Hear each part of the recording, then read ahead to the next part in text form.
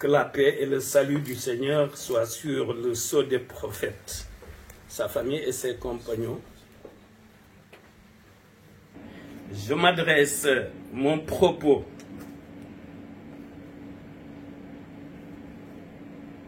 pas pour les Sénégalais au niveau national ou international, mais pour l'humanité tout entière. Pourquoi? C'est notre sauveur, Cheikh Ahmadou Bamba Khadim Rassoul, qui a bien dit qu'il est le sauveur de l'humanité. Donc, et chaque chose en son temps. Il soutenait que ceux qui sont avec lui ne seront pas soumis à des interpellations le jour du jugement dernier. Aussi rappelait-il à la fin de ses sermons que la paix est avec celui qui suit le droit chemin. On l'a dans le signe. Ce dernier, qui dans le monde des âmes célestes figurait parmi les 12 lumières choisies de Dieu pour protéger celle de l'élu, le prophète Mohammed. Sallallahu alayhi wa sallam. Cheikh Ahmadou Bamba Khadim Rassoul était cette lumière contiguë à celle du prophète. Durant l'étape céleste, notre vénéré sauveur, Cheikh Ahmadou Bamba Khadim Rassoul, avait constaté que la presque totalité de l'humanité était vouée à l'enfer. C'est lui qui avait sollicité le Créateur pour venir sur terre et sauver l'humanité. Il choisit d'intercéder pour guider les hommes dans la voie du salut. Il a reçu l'ordre, et c'est la raison fondamentale de sa mission sur terre. À la suite de son séjour au Gabon et aux différentes exactions coloniales, en guise de récompense, les anges s'activaient de jour et de nuit à lui construire des demeures, des palais et des châteaux pour lui et pour ses disciples, à travers les 8 paradis de Darussalam jusqu'à Darul Qarar, le paradis du sceau des prophètes Mohammed,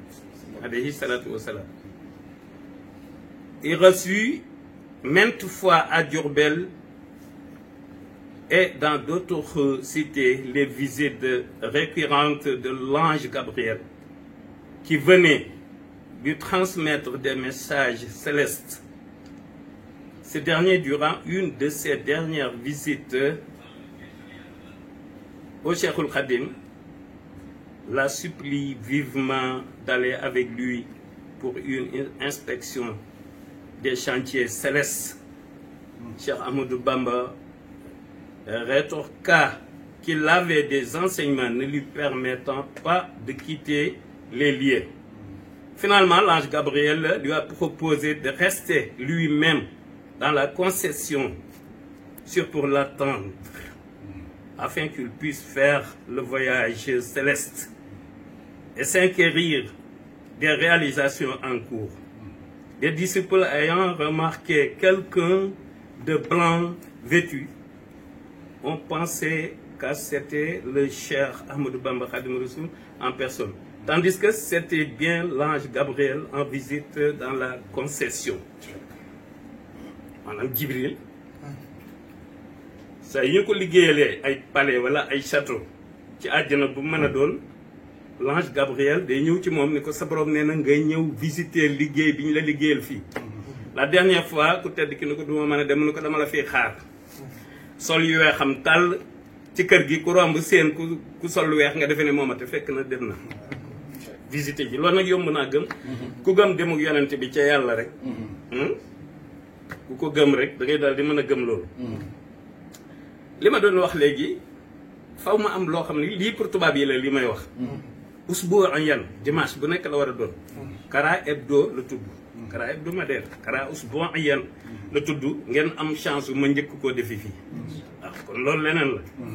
waaye nag comme jawriñ ju jigéenu makkaan mi bi boo ngeen tudde ko rek mais ba ngeen tudde ko rek makkaan Xaadimu Rasuul rek makkaan Xaadimu Rasuul parce que lii moom yombul am ko yombul te bu ngeen gisee ma doon laaj te tey la ñaata fan ci weeru wolof Serigne Moustapha Saliou daf maa yónnee ñetti xasaayit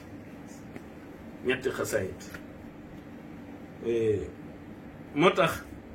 defe naa ni nit ñi maa ci war a gën a sant ndax xalifa tey ni mooy ñaari xalifa Serigne Mountakha ak Serigne Abbas Moustapha yi nii mooy ñaari Moustapha mooy Serigne Moustapha Hafsa ak Serigne Moustapha Saliou waaw ñii ku ñu teel si cummukaay nga war a ñemee làmb ji nga war a ñemee géew bi kenn képp bu la ci teelee si cummukaay nga war a ñemee géew bi wala si Muntaxa képp ku mu teel cummukaayam doy na ñoom ñett ñi ci desit kenn ku ci ne bu la teelee sa cummukaay yi xanaa boo bëree war a daal te comme man nag du ma bëri du ma léewtoo pourtant bal ya daahu ma bu soo tataani day leer ga am na luñ ma ca baaxe waaw ñoom Serigne Moustapha ñi jàng alquran xam nañ lan mooy bal yadaahu mabsuutataani loolu mooy gauche droite maa ko moom bu ko defee kon ñëpp maa ci war a gën a sant ci nit ñi bu ngeen gisee message yi nag war di tàmbali axbaari sarair gi moo ko waral axbaari sarair mooy lan mooy li nga xamante ne bi dafa nëbb woon di war di feeñ waaw ñun suñu liggéey mooy ku tedd ki rek di tàmbalee ci moom di yem ci moom dafa am loo xam ne nag nit ñi xamuñu ko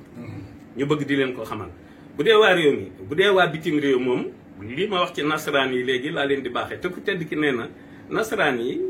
daanaka ñooy nasrul muminin waaw ndax nee na moom bi mu nekkee ñoom xeet yi fa nekkoon bari nañ mat nañ fukki xeet ak ñett yu bokkul waaw waaye nag ndeen ñoom ñoo ci gënoon ñoom la ci yàlla gën a jay ci force ak puissance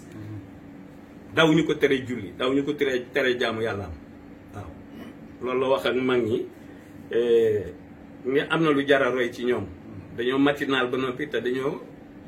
dañuy exécuter seen ordre de chef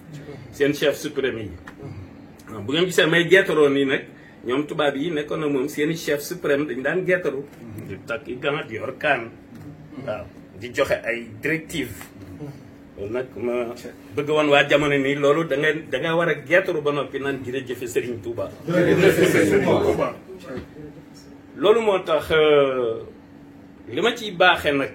waa Sénégal surtout ñi dégg wolof mooy ku tedd ki moo wax ni danoo moom xam nga am na ñu jàng zimam lu war a ansri la daal la fi yeddi am na ñu ko jàng nee na danoo moom ñeenti yoon danoo moomee nu ne nee na dafa am ngërëmul boromam mu fay ko jaam yi mu amaat leneen ngërëmam mu may ko jaam yi mu amaat leneen ngërëmam mu sarax ko jaam yi mu amaat leneen ngërëmam mu jaay ko jaam yi danoo moom ñeenti yoon loolu moo tax mu ni kennam ku nekk loo dugg da koo neex bu ko neexee da lay freiné ni ngay freiné sa oto mais nag su ma neexee ma bàyyi leen ngeen di raata gaay moom wala fii ko xam bariwul waaw su ma neexee bàyyi leen ngeen di raata gaay di def lu leen neex bu ngeen dee ma dugal leen àjjana su ma neexee ngeen di jàmmoo yàlla nu ne guddeeg bëccëg bu ngeen dee ma dugal leen sawara boobu pouvoir la moom moo tax kennuk Serigne Touba bul jéem a xool ci moom lu bon bu ko yaakaaree ndax inal xasanaati yuzhibna sayyi'at ku tedd ki benn gut ci mbiram day gàcceel géejug leneen loolu moo tax Serigne Babacar Sarr Serigne Mbaye Sarr dafa ñëw ko yëngoom ni mu daan def xiin yi dar ko waaw pënd bi jolli ñëw ba jub ko loo man di def nag boo ko jubee faaw nga ne tekk ndax jëmm jaar ak lu kenn ñi ma ko bàyyi la ma doon def raam ñëw ku tedd ki wax ko ci xaal ne ko dama bëgg nga bàyyi sa yëngu bii te dem jaamu ji yàlla jël ab kaamil jox ko mu def ko ca taal ba kaamil ba tàkk ba jeex ngeen dégg américain bi ko defoon xam nga dañ ne woon ku ko rey ñu jox la nangam ak nangam ak nangam waaye defe nii ñoo bokkul kii ci ngëm la defee kële def ci weddi waaw sëñ Mbaye Sarr moom ba mu defee kaamil bi ci taal bi ba mu ko nee looy def nii daf ne ko du say waxate yaa ngi nii ma jàkkaarloog yow yaa ko wax say wax maanaam yooyu yëpp am njàngale la waaw yooyu yëpp am njàngale la ngir ñu xam kanay ku tedd ki am na ci yoo xamante ni bi ndeen dimanche bu jot dafa am lu ñu ci war a jàllale ak it diggante dimanche itam ba dimanche bi dellu si dafa am yuy war di jàll waaw moo tax nag du ñu nangu di wax lépp waaye dimanche bu jot dal bay boobu waxtu wii ngeen di déglu lu war a génn waaw ndax kara us bu am yan la wasalaamu ala mani tabaxal huda